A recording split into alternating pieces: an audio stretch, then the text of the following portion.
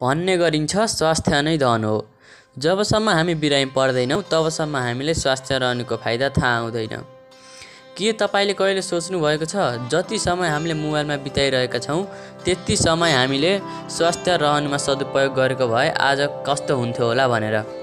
आजको यो भिडियोमा म तपाईलाई स्वास्थ्य रहनुको यस्तो तरिकाहरू भन्न गइरहेको छु जुन तरिकाले अपनाउन एकदमै सजिलो छ र यसको रिजल्ट भने एकदमै फाइदाजनक हुन्छ।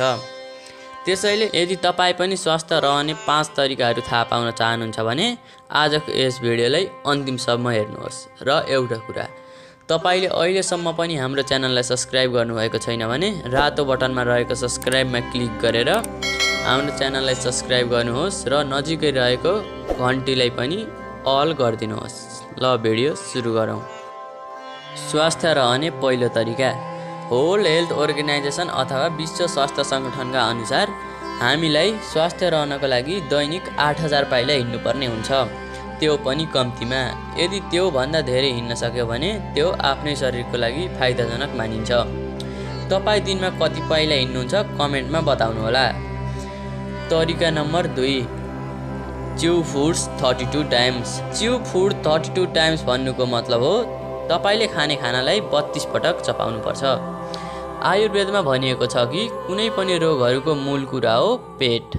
यदि हामीले पेटलाई स्वस्थ राख्न सक्यौँ भने हामी निरोगी हुन्छौँ र पेट स्वस्थ राख्नका लागि यी 2 चिज एकदमै जरुरी हुन्छ। पहिलो हो नो जङ्क फुड अनि दोस्रो हो बेटर डाइजेसन। यसको मतलब जङ्क फुड नखानु र पाचनलाई बचाउनु हो। यो 2 कुरा ठिक गर्नको लागि खानालाई 32 टाइम्स अथवा 32 पटक चपाएर खान एकदमै आवश्यक हुन्छ। तरिका नम्बर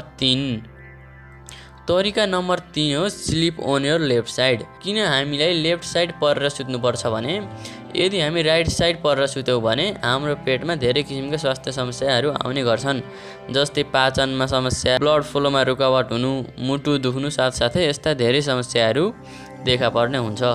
त्यसैले यदि तपाई लेफ्ट साइड परेर सुत्नुभयो भने यो सबै प्रब्लमबाट बच्न सकिन्छ। तरिका नम्बर 4 हो पानी पिउनु।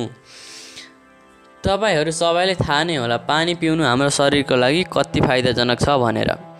पानी पिउनाले शरीरमा रक्त सञ्चार राम्रोसँग हुन्छ, खानालाई राम्रोसँग पचाउँछ, तनावलाई कम गर्छ, साथसाथै पानी पिउनुको फाइदा अनगिन्ती छ। यसले गणना गरेर सकिँदैन।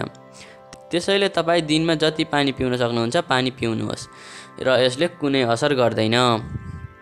तरिका नम्बर 5 आजको हाम्रो अन्तिम तरिका हो क्रिएट हेल्दी इन्भाइरोमेन्ट। यहाँ मैले क्रिएट हेल्दी इन्भाइरोमेन्ट भन्नुको मतलब हो तपाईको वातावरण स्वस्थ राख्नु। आखिर तपाईको वातावरण स्वस्थ कसरी राख्ने भन्नुहुन्छ भने यदि तपाईको साथीहरू जङ्क फुड खाने, चुरोट खाने, मद्यपान गर्ने, धुम्रपान गर्ने जस्ता हुनुहुन्छ भने त्यो ग्रुपलाई छान्नुहोस्, किनकि यस्तो ग्रुपमा बस्नाले तपाई पनि बिस्तारै त्यस्तै साथीहरू जस्तै बन्नुहुन्छ। अर्कोतिर यदि तपाई एक्सर्साइज गर्ने, जङ्क फुड नखाने, मद्यपान नगर्ने, धुम्रपान नगर्ने जस्ता ग्रुपमा हुनुहुन्छ भने तपाई पनि त्यस्तै स्वास्थ्य वातावरणमा हुनुहुनेछ। त्यसैले तपाई यस्तो फ्रेन्डलाई चुज गर्नुहोस् जसलाई थाहा होस् कि हेल्थ इज वेल्थ। यी थिए स्वास्थ्य रहने 5 तरिका। आशा गर्छु तपाईलाई राम्रो लाग्यो होला। यदि राम्रो लाग्यो भने लाइक, कमेन्ट साथसाथै आफ्नो साथीहरूलाई सेयर गर्नुहोस् र यदि तपाईले अहिलेसम्म पनि हाम्रो च्यानललाई सब्स्क्राइब गर्नुभएको छैन भने रातो बटनमा रहेको सब्स्क्राइबमा क्लिक गरी नजिकै रहेको घन्टीलाई अन गरिदिनुहोस् ताकि मेरो भिडियो सबैभन्दा पहिला तपाईसँग आओस्। धन्यवाद।